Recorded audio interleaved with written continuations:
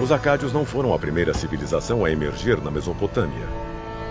Há mais de 5.000 anos, em 3100 a.C., as primeiras grandes cidades sumérias surgiram no deserto.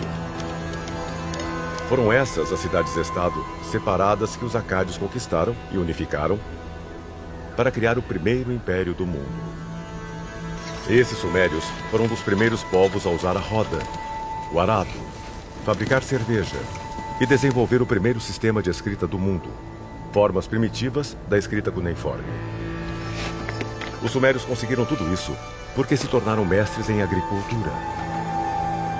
O excedente de alimentos que a agricultura proporcionava permitiu que eles passassem de caçadores nômades a viver em assentamentos e depois em grandes cidades. E duas características naturais da Mesopotâmia foram essenciais para permitir que as primeiras civilizações do mundo florescessem.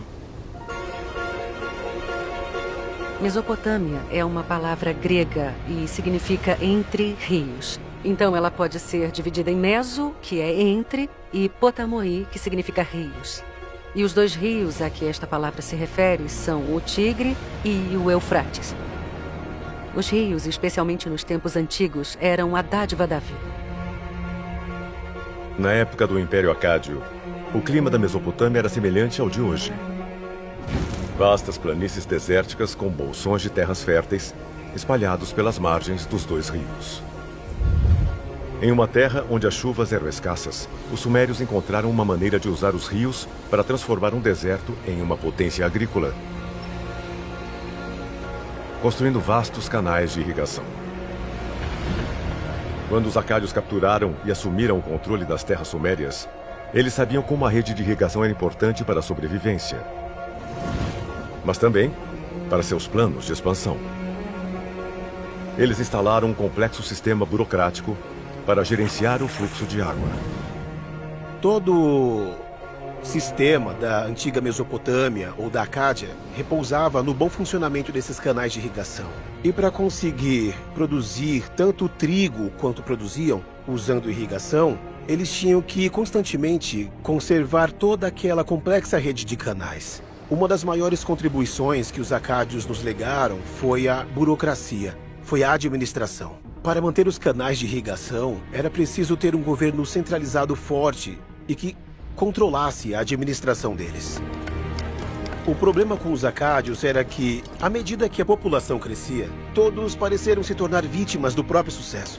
Com a expansão do império, havia a constante necessidade de mais comida. Havia sempre mais bocas para alimentar. Com mais e mais pressão sobre a agricultura acádia, como eles conseguiram alimentar um império inteiro? Os arqueólogos consultaram os registros deles. Lá, eles encontraram indícios da expansão acádia pelas planícies do Kabur, no que é agora o nordeste da Síria. À medida em que se sobe para o norte da Mesopotâmia, a paisagem muda radicalmente do deserto árido para as planícies. O que vemos é que, ao contrário do sul, onde havia irrigação, descobrimos que ali a agricultura era alimentada principalmente pela chuva. A agricultura alimentada pela chuva depende apenas das chuvas para umedecer as lavouras. Não é tão eficiente quanto a agricultura de irrigação, mas nas planícies do Kabur, os acádios encontraram uma maneira de alimentar seu império. A produção de grãos ali tornou-se crucial para alimentar o exército permanente. E a história acádia estava mergulhada em conflitos. O norte seria um alvo ideal para um inimigo. E eles tinham muitos. Os arqueólogos foram procurar no norte algum indício do colapso do Império Acádio.